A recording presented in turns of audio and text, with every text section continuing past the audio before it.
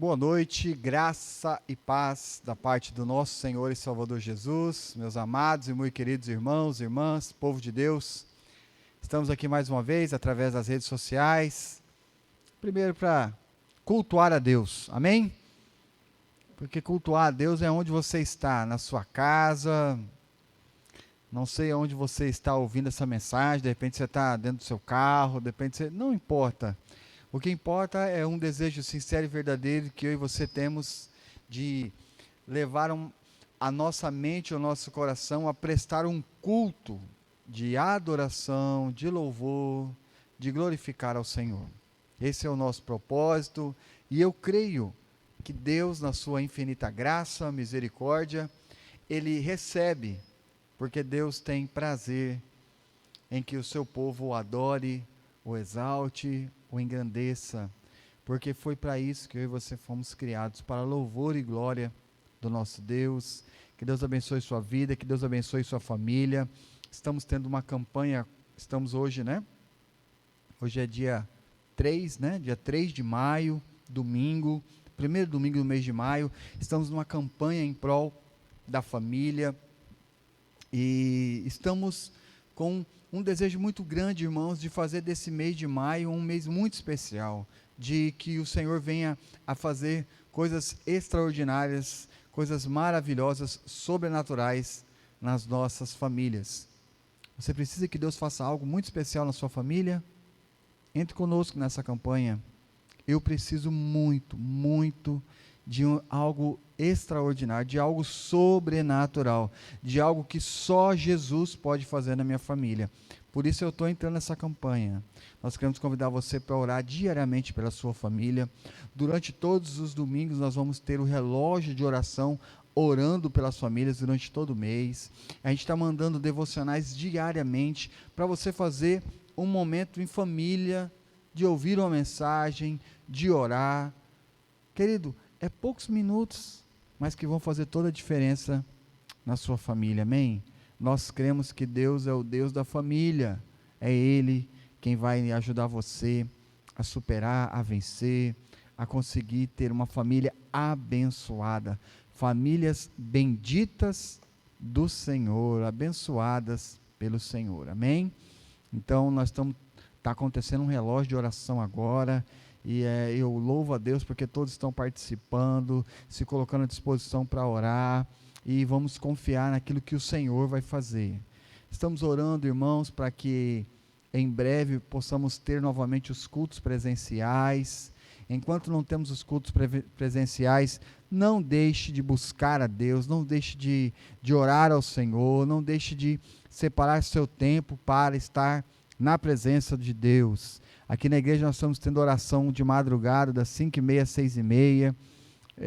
O grupo é reduzido, mas se você quiser participar, manda uma mensagem para mim, eu vou ver qual o dia que você pode vir, e vai ser uma bênção. Venha de máscara, tem álcool aqui, fazer higienização. É de 5h30 às 6h30. Nós estamos orando aqui, porque nós cremos no Deus que responde a oração. Amém? Glória a Deus, louvado seja o nome do Senhor. Então, pensando na questão familiar, na importância que nós sabemos que a família tem para nós, a mensagem dessa noite está lá no livro de 1 Samuel. Eu quero ler com você esse texto. Talvez você já tenha ouvido muitas mensagens sobre esse texto, mas eu creio que Deus tem algo novo para mim e para você através da sua maravilhosa palavra.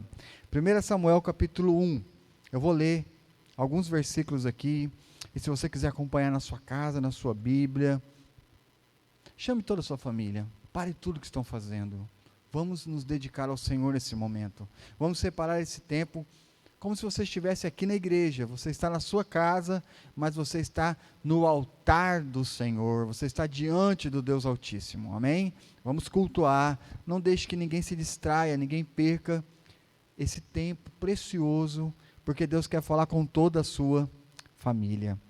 E o texto que eu vou ler para você de 1 Samuel diz assim: houve um homem de Ramataim Zofim, da região montanhosa de Efraim, cujo nome era Eucana, filho de Jeroão, filho de Eliú, filho de Tou, filho de Zufi, Efraimita. Tinha ele duas mulheres, uma se chamava Ana e a outra Penina. Penina tinha filhos, Ana, porém, não os tinha. Este homem subia da sua cidade de ano em ano a adorar e sacrificar ao Senhor dos Exércitos, em Siló. Estavam ali os filhos de Eli, Hofni e Finéias, como sacerdotes do Senhor. No dia em que Eucana oferecia o seu sacrifício, dava a ele porções deste a Penina, sua mulher, e a todos os seus filhos e filhas. A Ana, porém, dava a porção dupla, porque ele a amava, ainda mesmo que o Senhor a houvesse deixado estéril. A sua rival a provocava excessivamente para irritar, porquanto o Senhor lhe havia cerrado a madre. E assim o fazia ele de ano em ano. Todas as vezes que Ana subia à casa do Senhor, a outra a irritava, pelo que chorava e não comia. Então Eucana, seu marido, lhe disse: Ana, por que choras? E por que não comes? E por que estás de coração triste?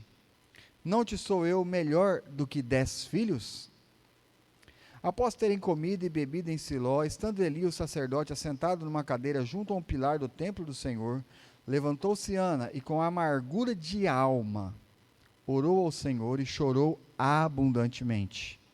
E fez um voto dizendo: Senhor dos exércitos, se benignamente atentares para a aflição da tua serva, e de mim te lembrares, e da tua serva te não esqueceres, lhe deres um filho varão, ao Senhor o darei, por todos os dias da sua vida, e sobre a sua cabeça não passará a navalha. Demorando-se ela no orar perante o Senhor, passou Eli a observar-lhe os movimentos dos lábios, porquanto Ana só no coração falava, seus lábios se moviam, porém não lhe ouvia nenhuma voz. Por isso Eli a teve por embriagada e lhe disse: Até quando estarás tu embriagada? Aparta-te de ti esse vinho. Porém Ana respondeu: Não, meu senhor, eu sou mulher atribulada de espírito, não bebi nem vinho, nem bebida forte, porém venho derramando a minha alma perante o Senhor. Não tenhas, pois, a tua serva por filha de Belial, porque pelo excesso da minha ansiedade e da minha aflição é que tenho falado até agora. Então lhe respondeu Eli: Vai-te em paz, e o Deus de Israel te conceda a petição que lhe fizeste. E disse ela: Ache a tua serva mercê diante de ti. Assim a mulher se foi, seu caminho, e comeu, e o seu semblante já não era mais triste. Levantaram-se de madrugada e adoraram perante o Senhor e voltaram, e chegaram à sua casa, a Ramá. Eucana coabitou com Ana, sua mulher, e lembrando-se dela o Senhor, ela concebeu, e passando o devido tempo, teve um filho, e chamou-o de Samuel, pois dizia: Do Senhor o pedi. Subiu Eucana, seu marido, com toda a sua casa, a oferecer ao Senhor sacrifício anual, e ao cumprir o seu voto. Ana, porém, não subiu e disse a seu marido: Quando for o menino desmamado, levá-lo-ei para ser apresentado perante o Senhor, e para lá ficar para sempre. Amém? Até aqui é um texto um pouco longo, mas um texto muito interessante, porque o nosso objetivo nessa noite, através dessa palavra, irmãos, é pensar sobre família. E nós estamos numa campanha, e o tema é: Jesus transforma a minha família. E eu queria perguntar para você: tem alguma coisa na sua família que precisa ser transformada? Tem algo na sua família que você precisa que Jesus faça? Se você respondeu sim, eu quero dizer parabéns pela sua sinceridade e pela sua capacidade de perceber que tem coisas que tem que arrumar na sua casa. Se você respondeu não, a possibilidade são duas para a sua resposta. A primeira, você não está prestando atenção na sua família. por isso você não sabe que está precisando fazer alguma coisa. Ou a segunda, é que você está, vamos dizer assim, né, tão acostumado com as coisas que acha que já é para ficar desse jeito mesmo. Querido, se você tem família, você sabe que a sua família precisa melhorar, precisa avançar, precisa de se fortalecer. Ainda hoje, fazendo uma visita para um casal muito querido, eu disse, sabe o que é interessante em família? É que assim, quando a gente consegue concluir uma etapa, começa uma nova. A família está sempre em movimento, a família não para. Por exemplo, quando você tem um filho pequeno, né? Começa aquela fase, bebezinho nasceu, aí vem as cólicas e você fica naquela preocupação toda e tal, e todo aquele cuidado e choro, e daqui a pouco quando você percebe a criança já está um pouquinho maior, aí começa a nascer os dentes, aí começa outra fase, e aí vem a fase de aprender a andar, aprender a falar, e quando a gente acha assim que a gente já sabe tudo, começa uma nova fase. O casamento é assim, com os filhos, trabalho. A nossa vida é muito dinâmica. E eu não acho que isso é um problema, eu acho isso muito bom. Porque isso quer dizer que a gente está sempre tendo que aprender, se movimentar, a gente está sempre tendo que melhorar, se aperfeiçoar. Eu vejo nisso algo muito bonito da parte de Deus, para a gente não cair no comodismo, no marasmo. Então, o que Jesus precisa transformar aí dentro da sua casa? Eu gostaria que você começasse essa campanha pensando nisso, esse primeiro domingo, né? O que será que na minha família eu preciso que Jesus transforme? O que eu preciso que Jesus trabalhe aqui dentro do nosso lar? Aonde, se Jesus viesse fazer uma visita aqui na minha casa, qual seria o local que ele iria trabalhar para melhorar, para aperfeiçoar a minha família? Precisamos pensar nisso, né? Eu sei da minha família, eu sei lá dentro da minha casa, onde eu preciso que Jesus transforme, e estou orando com fé e creio que Ele vai fazer maravilhas, e vai fazer na sua também, mas você precisa tomar algumas decisões. O texto que eu li para você fala de uma família, que como toda família, está em crise, tem crises. Vou melhorar a afirmação, não é que a família é uma crise, é que a família tem as crises, tem os momentos difíceis, e aqui nós estamos acompanhando uma família que está vivendo por situações difíceis. Eu não vou entrar no mérito da questão de naqueles dias, um homem poderia ter 2 esposas, né? Eles tinham essa cultura lá, apesar de que Deus fez a Eva para o Adão, Ele não fez Eva e mais uma. Eu creio que era uma questão mais da vontade do homem do que da vontade de Deus. A vontade de Deus é que o homem tenha a sua esposa. Deixará o homem seu pai e sua mãe, se unirá à sua esposa e os dois serão uma só carne, né? Mas o fato é que eles têm uma crise aqui, entre Ana e Penina. E eu quero aqui falar sobre essa situação. Porque essa família está passando por uma crise. Eu acho interessante a postura de Eucana, o marido.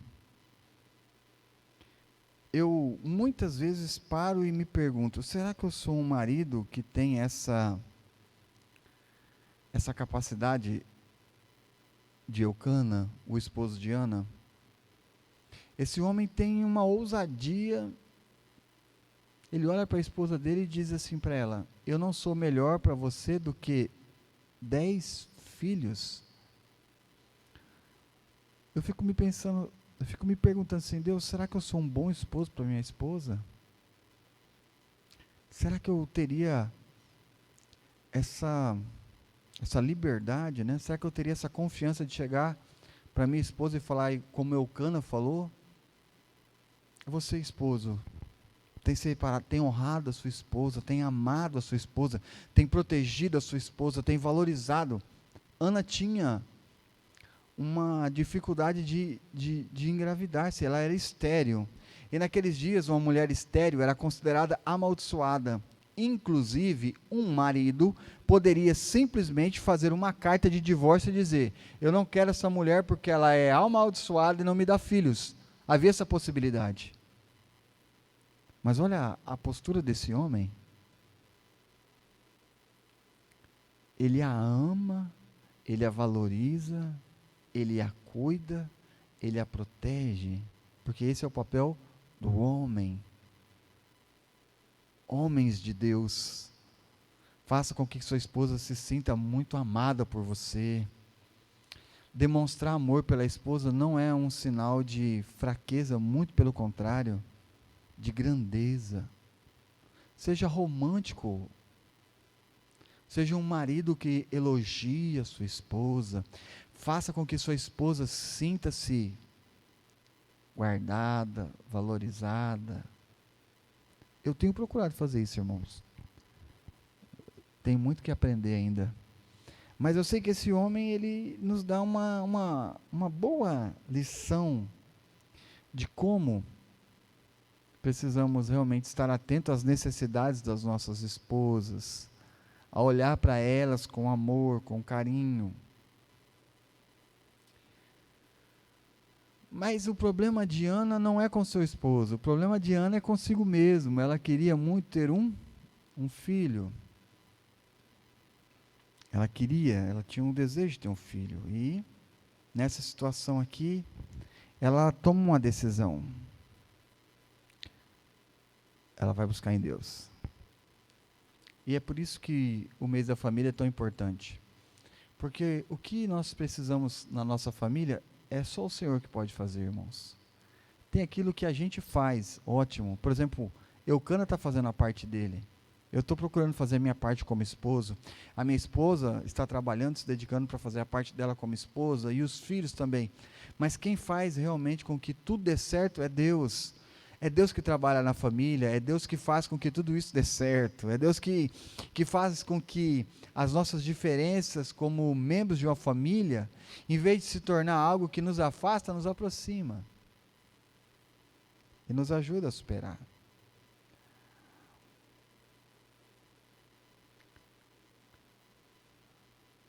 A decisão de Ana de ir buscar no Senhor a resposta para o seu problema é a chave.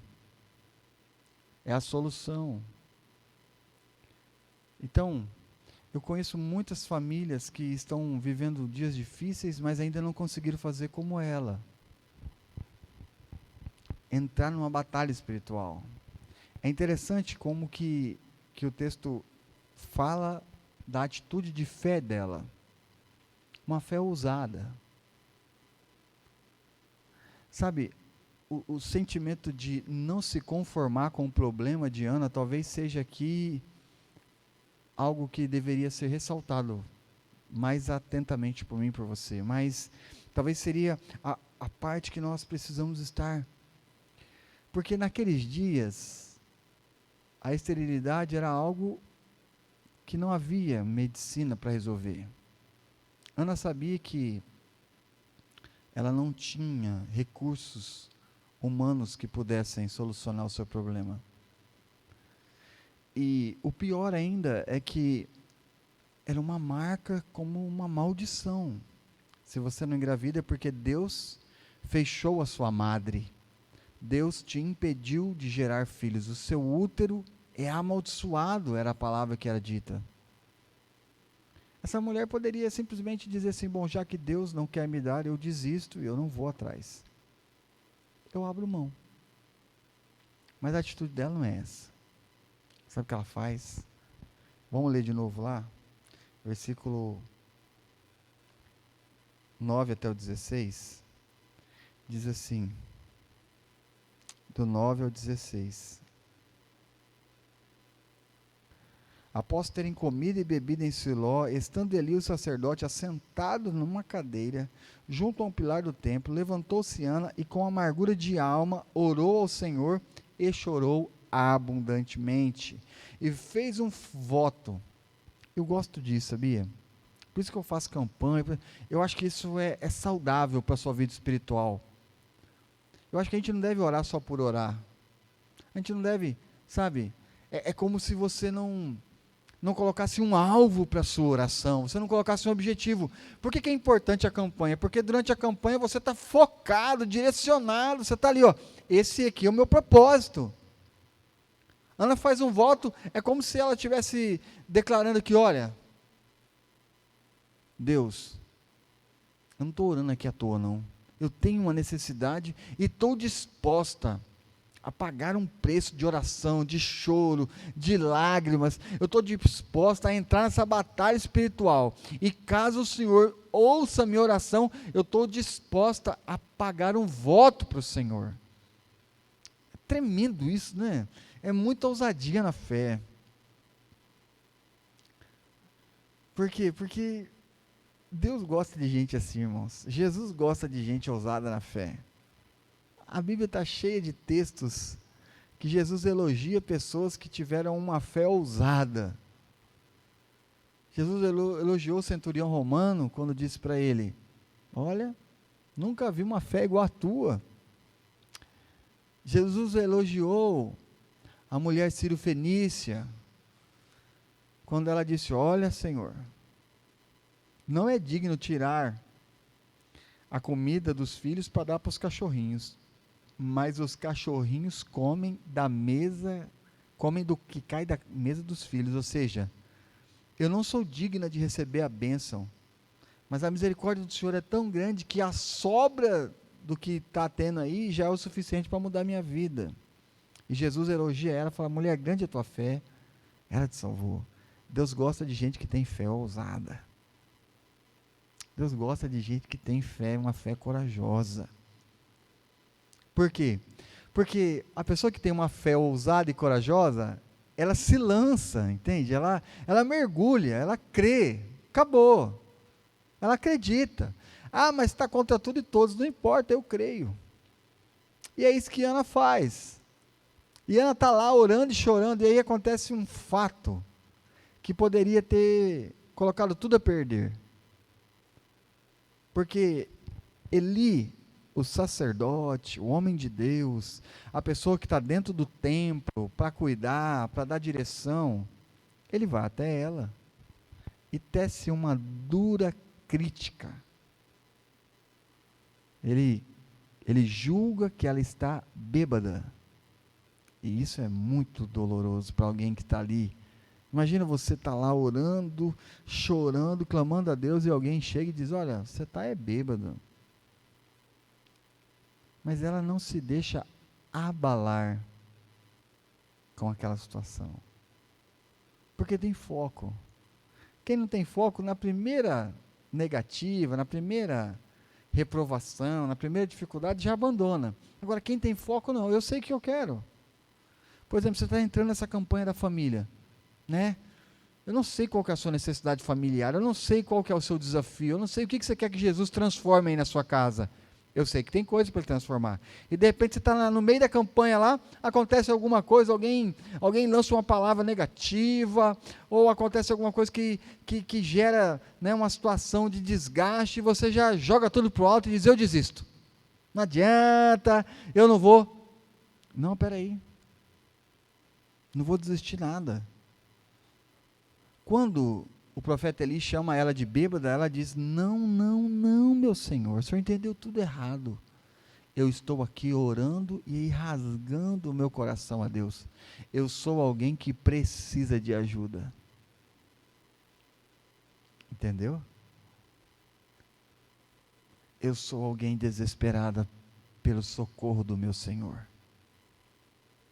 E quando ela faz isso, irmãos, apesar de Eli não querer, ele tem que abençoar ela.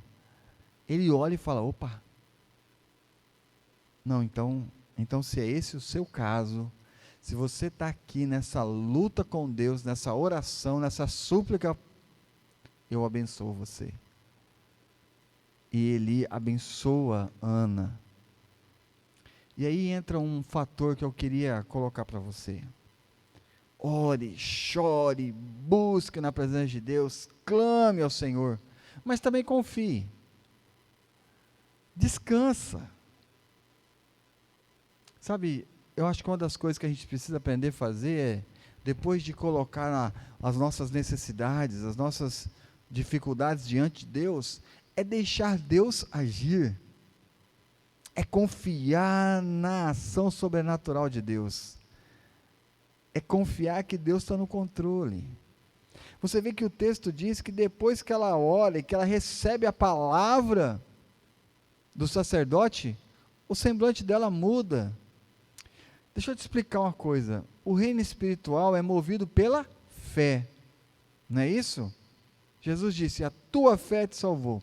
Então, se você gerou fé no seu coração para crer em alguma coisa, descansa, celebra. Por exemplo, você está com um propósito aí na sua família, você está orando e está pedindo a Deus, então, descansa, celebra, confie, Deus está agindo. O texto diz que depois disso ela volta, ela não estava comendo, só estava chorando, e ela já volta o quê? Feliz e alegre. Por quê?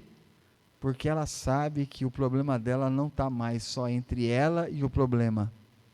Ela colocou a sua causa na presença de Deus. Tem um texto no Novo Testamento que é tão lindo sobre isso. Você já ouviu falar na filha de Jairo, quando Jesus é chamado para ressuscitar a filha de Jairo? Esse texto está lá em Mateus. Eu vou ler para você aqui alguns versículos do Evangelho de Mateus. Está escrito assim, ó.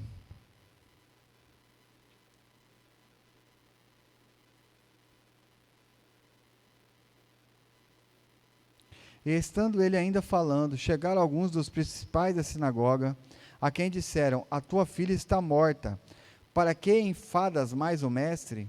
E Jesus, tendo ouvido essas palavras, disse ao principal da sinagoga, não temas, crê somente.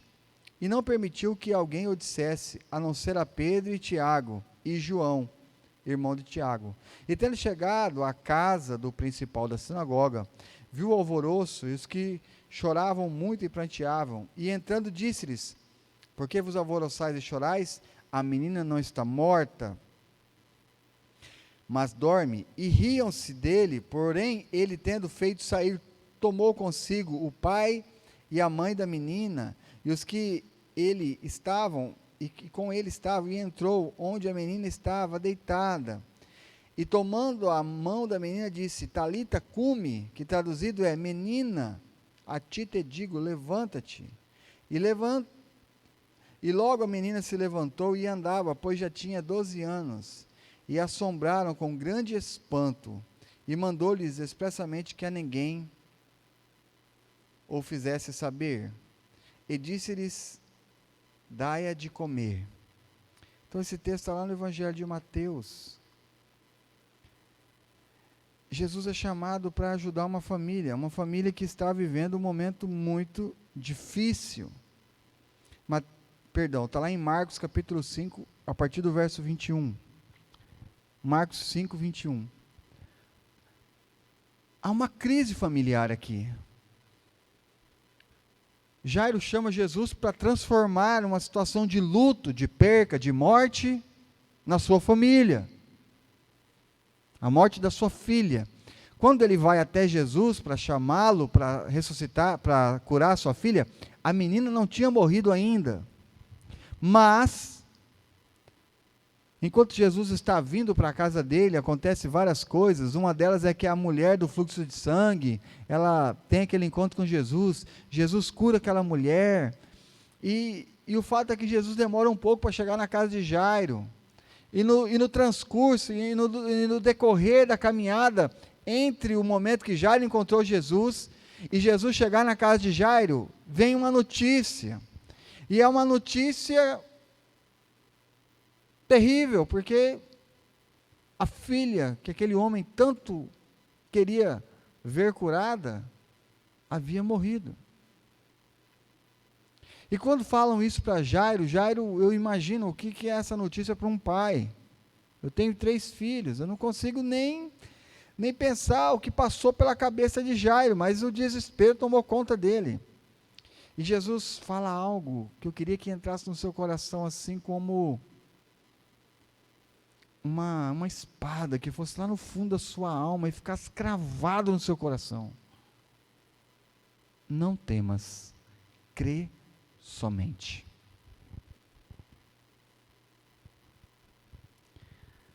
Talvez, como Jairo, tem coisas na sua vida para ser transformadas há tanto tempo. Tem coisas que já tiraram seu sono, tiraram sua paz. Tem coisas na sua família que há muito tempo você vem sofrendo de forma tão intensa que você acha que isso não tem mais jeito. Mas Jesus, como falou para Jairo, fala para mim e para você. Ele fala para nós: não temas, tenha fé.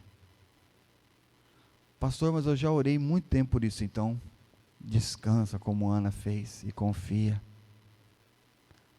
E continua firme. O Senhor é o Deus que faz maravilhas. Jairo recebe a bênção dele. Por quê? Porque aquilo que eu e você não podemos fazer, Jesus pode transformar. E o fato é que, quando nós colocamos a nossa vida diante do Senhor e confiamos nele, não é que o problema fica menor, é que Deus renova nossas forças. Deus nos faz olhar acima dos problemas, acima das dificuldades, acima das adversidades. Comece a colocar no seu coração uma fé de que Jesus está trabalhando na sua casa e Ele vai transformar o que precisa. Ele é fiel. Eu quero encerrar essa mensagem pensando com você na atitude de Ana depois que ela tem o filho. O início dessa mensagem diz que ela era uma mulher sofrida, ansiosa, triste, frustrada, decepcionada, amaldiçoada, maltratada pela sua concorrente. Era uma mulher infeliz. Mas Deus entra na vida dela. E a vida dela é transformada. Sabe, queridos, eu gosto muito de ler a Bíblia e ver, por exemplo, a transformação que Jesus promoveu na família de Lázaro. Lázaro morreu, as irmãs dele estão chorando, há uma tristeza, uma dor, e Jesus ressuscita Lázaro e toda a família é transformada. Eu gosto de ler sobre Zaqueu, quando Jesus manda Zaqueu descer daquela figueira brava, vai para a casa dele, e quando Zaqueu se converte de verdade, Jesus diz assim: hoje chegou salvação para você e para toda a sua casa. Nós temos vários textos de Jesus transformando famílias. É tão maravilhoso isso, é tão esperançoso, isso renova a nossa fé. Espera aí, o Senhor tem compromisso com a minha casa, o Senhor tem compromisso com a minha família, o Senhor quer ver a minha família prosperar, o Senhor quer ver a minha família ser abençoada, o Senhor quer que haja paz na minha família, o Senhor quer que haja um ambiente de amor, de alegria. É isso que o Senhor quer para a sua família, querido, e é isso que a gente vê na palavra de Deus. Mas tem algo aqui que talvez seja necessário eu e você imaginar nessa noite. Como que Ana age depois de receber a bênção? Lembre-se disso, ela não tinha nenhum filho, ela vai lá, ora, chora, clama, busca, pede, Deus age de forma maravilhosa, Deus dá. E ela foi específica, né? Eu acho interessante isso. Eu quero um filho, e eu quero que seja menino. Por quê? Porque naqueles dias, era ter um filho homem que dava para uma mulher segurança. Porque se o marido dela morresse, quem cuidava era o filho homem. Então, uma mãe que não tinha filho homem, era tratada como uma mulher que não tinha ninguém por ela. Era uma questão cultural. Graças a Deus hoje não é assim. E eu louvo a Deus por isso. Porque isso fazia parte de uma cultura há muitos milênios atrás. Hoje, graças a Deus, não é assim. Mas o que eu acho interessante é ela dizer assim: eu quero um filho, e eu quero que seja homem, porque eu quero ter uma descendência, eu quero ter proteção, eu quero ter alguém que vai cuidar de mim. E Deus dá. Você já pesquisou o que significa o nome Samuel? Já pesquisou? É muito interessante isso. Eu pesquisei porque eu tenho um irmão que é ovelha, né? E a gente tinha muita amizade. E um dia eu perguntei para ele assim: você sabe o que quer dizer Samuel? Ele disse: não sei. Falei: então vamos pesquisar aqui.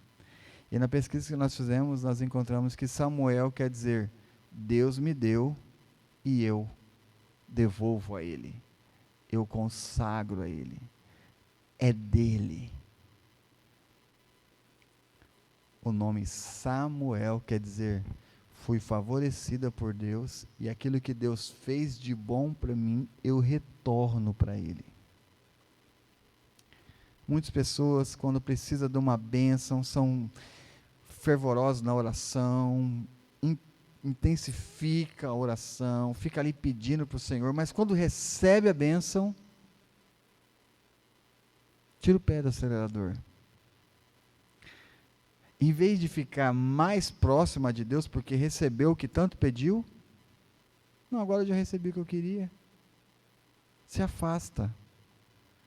E aí, a gente vai ver pessoas que receberam uma grande dádiva de Deus, e em vez daquilo se transformar em algo para abençoar ele, a sua família, se transformou em maldição. Alguém que consegue prosperar financeiramente e aí abandona a família. Maldição. Alguém que orou e pediu a Deus que queria um veículo para poder ir para a igreja, e quando consegue o veículo vai em todo que é lugar, menos para a igreja. Alguém que estava orando e pedindo uma esposa, quando casa, mete o pé na igreja, não vai na igreja. Acontece muito isso. Vem o jovem: pastor, eu preciso casar, ora por mim. Mas você vai ter uma família, você vai se dedicar a Deus? Vou, pastor. Aí casa, some da igreja. Está orando para passar no concurso público: pastor, se eu passar no concurso público, eu vou ser fiel a Deus, eu vou devolver o dízimo, eu vou. Quando recebe a bênção, mete o pé em tudo: porque eu sou bom, eu que consegui, porque eu estudei, eu mereço, aí Deus nada. Quando as coisas ruins vêm, pergunta: Deus, por que eu estou sofrendo? Quando as coisas boas acontecem, porque eu fiz, não é Deus. É muito triste a gente ver isso. E como pastor eu vejo isso com muita frequência. Pessoas que não sabem reconhecer a bondade, a fidelidade. E esse texto diz que Ana não foi assim, graças a Deus, não é? Por que eu falo graças a Deus? Porque Samuel, querido, se você ler o texto de 1 Samuel, você vai ver que esse homem foi um revolucionário. Ele mudou toda a história do seu povo. O profeta Eli, com seus filhos Rofni e Finéias, tinham se transformado em pessoas distantes dos propósitos de Deus, tinham transformado a fé em negócio. Eli permitia que seus filhos fizessem coisas absurdas dentro da casa do Senhor. E a nação de Israel, se você ler o capítulo 1 de 1 Samuel, você vai ver assim, algo que é triste, que diz assim: e naqueles dias os sinais eram muito raríssimos, ou seja, Deus não manifestava o seu poder, Deus não manifestava a sua vontade, Deus não falava com o seu povo. Havia um momento de frieza espiritual, de afastamento terrível da presença de Deus. E Samuel vai viver uma experiência extraordinária, ainda quando criança, que ele está lá deitado, dormindo, e ele ouve Deus dizer: Samuel, Samuel, e tem todo aquele processo dele reconhecer a voz de Deus, e quando ele reconhece, ele diz: fala que o teu servo ouve, e Deus diz: olha Samuel, eu vou levantar você, e você vai ser o líder espiritual, você vai ser o sacerdote, você vai ser o profeta, você vai exercer a administração sobre o meu povo. Deus pega aquele menino nascido de um milagre, de uma mãe que orou, chorou, clamou, e transforma no maior líder. Até hoje, quando se pensa em um líder do povo de Deus, Samuel está entre eles, os principais instrumentos de Deus para abençoar o povo de Israel.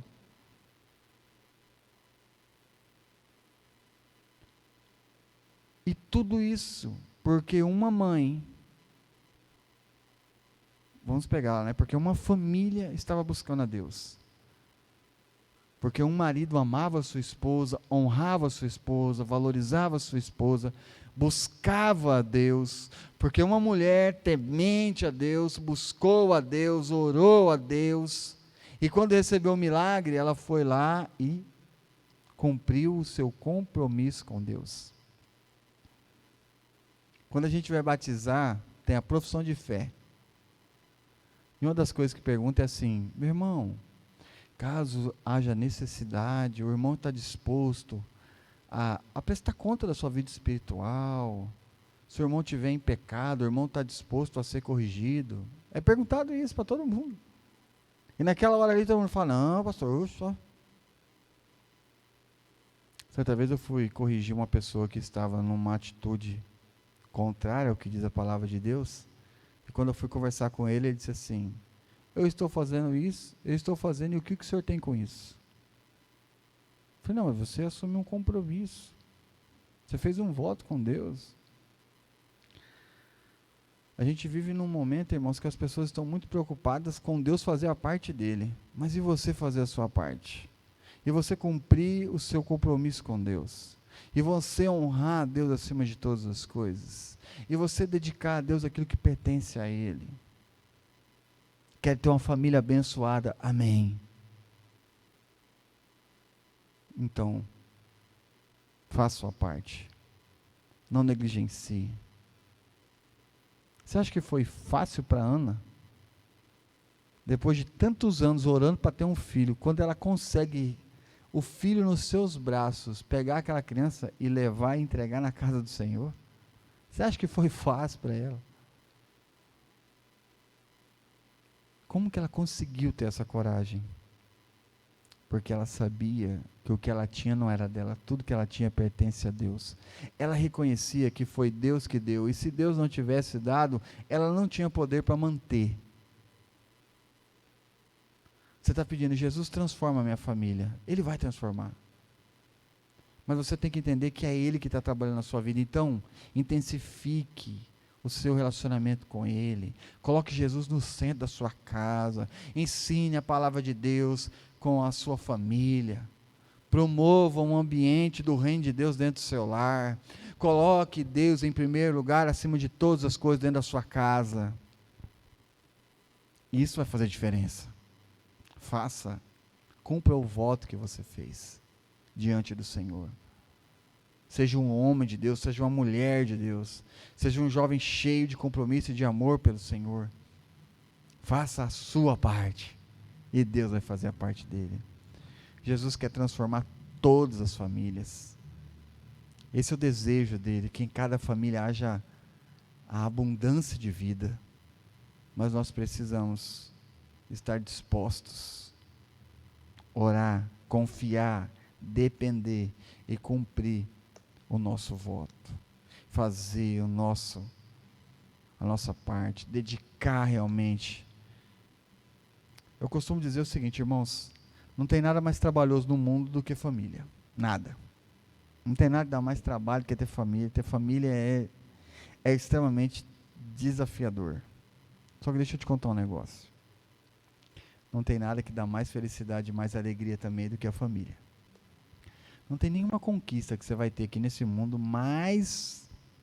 que vai te dar mais prazer, vai te dar mais alegria, vai te dar mais contentamento, vai te preencher mais do que ter uma linda e abençoada família. Ou seja, vale a pena. Vale a pena. Não deixe passar os dias. No domingo passado nós pregamos: arruma a tua casa. Coloque a sua família em ordem. Faça um propósito com Deus. Nós estamos começando esse mês. O que você precisa que Jesus transforme aí na sua casa? É o seu relacionamento conjugal? Ore, clame, peça a Deus, Senhor, me ajuda.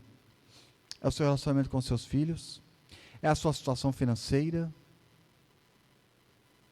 É um problema de saúde? É um problema espiritual? Há um desânimo espiritual dentro da sua casa? Há uma frieza dentro do seu coração, na sua família? Eu não sei qual é. O que eu sei é que no nome de Jesus, Ele tem poder para transformar toda a sua família e derramar a bênção sobre o seu lar e fazer de você e da sua casa uma família transformada pelo poder de Jesus. Junte-se a nós nessa campanha. Todos os dias eu estou mandando mensagem para vocês. Essas mensagens são da Junta de Missões Nacionais. Pastor Sammy Tipton é um pastor dos Estados Unidos, um pastor americano, com muita experiência, muito usado por Deus ao redor do mundo todo para pregar o Evangelho, e todos os dias a gente está mandando a mensagem que estamos recebendo. Separe tempo para ouvir a mensagem em família, separe tempo para orar pela sua família. Nós estamos convidando você para fazer um jejum em prol da sua família, né? Durante esse mês, não tomar refrigerante. É um jejum simples, mas é possível, faça o seu melhor. Não, pastor, esse jejum para mim está muito fácil, eu quero um outro jejum. Escolha. Fica sem tomar café, tira uma refeição, eu não sei. É você e Deus. Mas lute pela sua família. Clame a Deus pela sua família. Chore, faça como Ana. Senhor, tem misericórdia de mim, Senhor. Não deixe a humilhação e a vergonha ser o que marca a minha casa. Eu não quero ser conhecida como a amaldiçoada da minha família. Não, Senhor. Faça um voto com Deus. Senhor, se o Senhor transformar isso que eu estou precisando aqui, eu faço um voto com o Senhor. Eu não sei o que você vai fazer, aí é você e Deus. Mas tenha uma fé ousada, acredite. Eu já fiz votos com Deus, já rapei cabeça, já fiquei de jejum de café 1 ano, já fiz vários votos com Deus. Por quê, pastor? Porque o Senhor vai mudar Deus? Não. Eu preciso gerar fé no meu coração. Sabe por que eu vim orar de madrugada? Porque eu sei que se eu não fizer isso, eu vou passar o dia inteiro sem orar, e eu não posso ficar sem orar. Sabe por que eu jejuo? Eu jejuo porque eu sei que se eu alimentar a minha carne e não alimentar a minha fé, eu vou ficar fraco na fé. Eu vou começar a olhar para a Bíblia e achar que não é tão assim. Eu vou começar a olhar para as minhas lutas e achar que elas são maiores que o meu Deus, e eu não posso. Eu não posso deixar isso acontecer. Porque Jesus morreu na cruz justamente para mim crer no sobrenatural. Jesus se entregou por mim na cruz para mim não desanimar. No mundo vocês terão lutas e aflições, mas tenha bom ânimo. Ele venceu o mundo. Deus abençoe sua vida, Deus abençoe sua família. Que Deus te dê uma semana de vitória. Irmãos, eu quero convidar você a, durante essa semana, estar vindo na igreja. Durante o período da tarde, nós vamos estar aqui de terça até domingo, todos os dias à tarde, das 2 às 5 horas da tarde. Ou eu ou o pastor Edilson vamos estar aqui. Agende uma visita, venha orar conosco aqui. Eu quero convidar você para vir devolver o seu dízimo, consagrar o seu dízimo a Deus. É tempo de crise, é tempo de você exercitar a sua fé e confiar na providência de Deus. Também quero convidar você a trazer um alimento. Tem muitas famílias pedindo sacolão. Nós temos distribuído vários sacolões e precisamos intensificar isso. Se você puder, traga o alimento, traga o sacolão, traga ingredientes para montar um sacolão. Nos ajude a abençoar famílias que estão perecendo, precisando de socorro. Nós somos o sal e a luz do mundo. E quanto mais o mundo tiver em trevas, mais a luz de Jesus vai brilhar. Amém? Deus abençoe você, Deus abençoe sua casa, Deus traga paz e prosperidade na sua vida. Coloque suas lutas e suas necessidades diante daquele que tem todo o poder, e você vai receber a bênção do Senhor. Como Deus mudou a história de Ana, Ele tem poder para mudar a minha e a sua história, porque Ele é fiel. Deus te abençoe e fique na paz. Amém.